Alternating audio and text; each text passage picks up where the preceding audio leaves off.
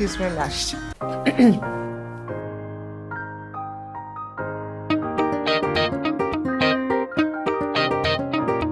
এটা কি ডিসকাস্টিং! ছি ছি ছি ছি ছি! কি এটা কি ভদ্রলোকের বাড়ি নাকি? শান্তি শান্তি শান্তি। আচ্ছা দরজা খুলে এটা কি? আরে গ্রামে তো খোলা ময়দানে টাট্টি করি। আপনার বাথরুম তো ছোট, দরজা জানলা বন্ধ, দম বন্ধ হয়ে আসে। খোলা ময়দানে টাট্টি করার আরামই আলাদা। এ ধরনের নোংরা শব্দ এ বাসায় উচ্চারণ করবে না। গ্রামে তো আমরা এই শব্দ উচ্চারণ করি, আর এই শব্দ নোংরা হইব কেন?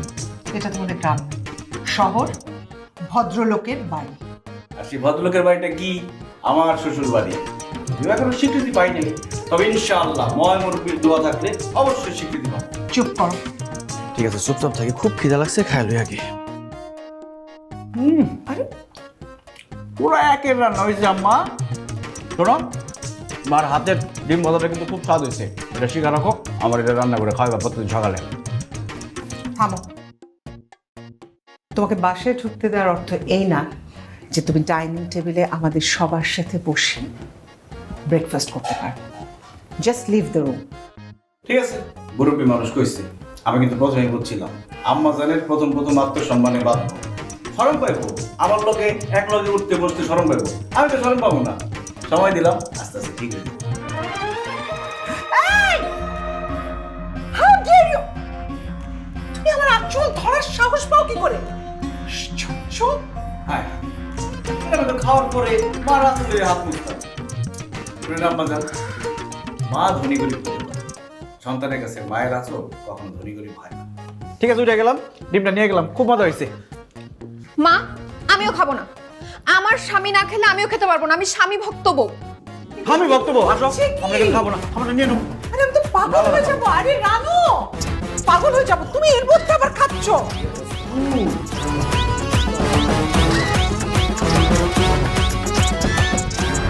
কি হলো?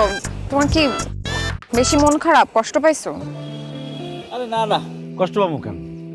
তাও আম সরি। সরি কেন? এই যে মা তোমার সাথে কিরকম ব্যবহার করলো, কি সব আজে বাজে কথা বললো। এটাই তো হওয়ার ছিল, এটা তো স্বাভাবিক। না, তোমাকে এরকম কি বলে ফেলাটা উচিত হয় নাই।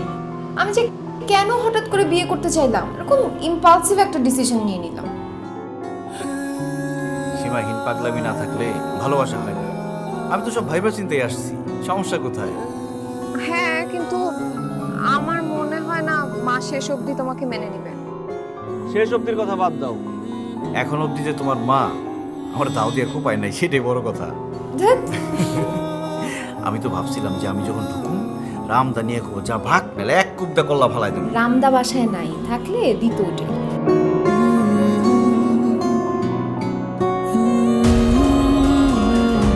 আলাম্মা, আপনারা অনুমতি দিলে ওরে মাইরা বাগানের মধ্যে পুইত্তা ফেলায় দেয়।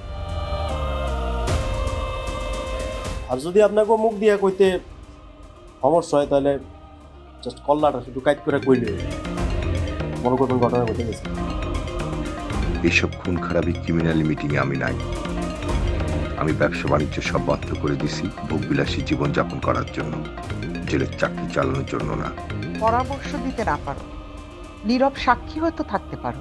তোমার মেয়ের দুর্দিনে বাবা হিসেবে তোমার তো একটা স্টেপ নেওয়া উচিত। হাত গুটিয়ে বসে থাকতে চলবে? ভালো যান, তাহলে আমি কি করবো? বাইরে কি বাগানের মধ্যে পুঁতে ফেলবো?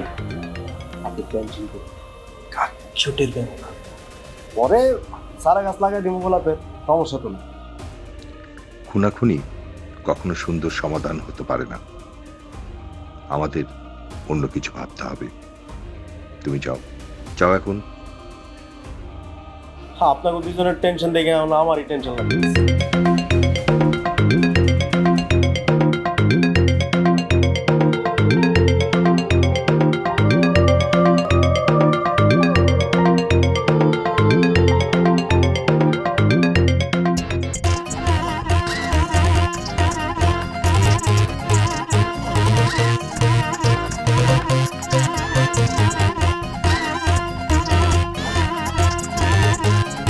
এই যে অসুখের জামাই, কি করতেছেন?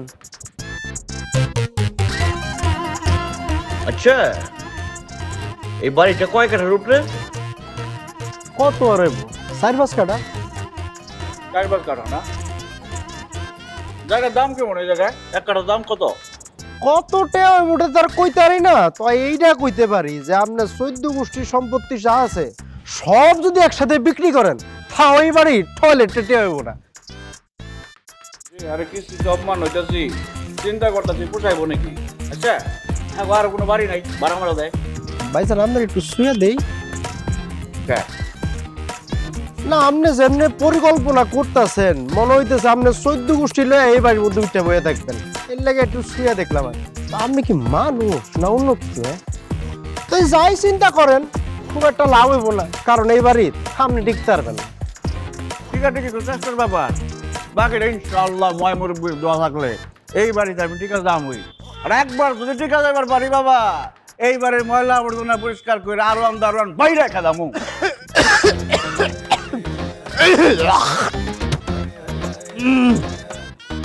না আপনি তো আসলে আমার একটু আওলায় দিতেছেন, আপনি কি করতেছেন কি কইতাছেন আমি না বুঝতেছি না। মানে আপনার লগে আমি কি ভালো ব্যবহার করুম না খারাপ ব্যবহার করুম এটা আমি বুঝতেছি না।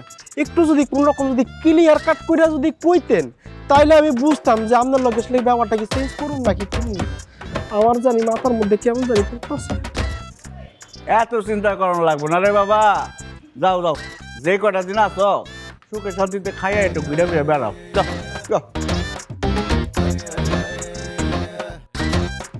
ইয়া ভাইজান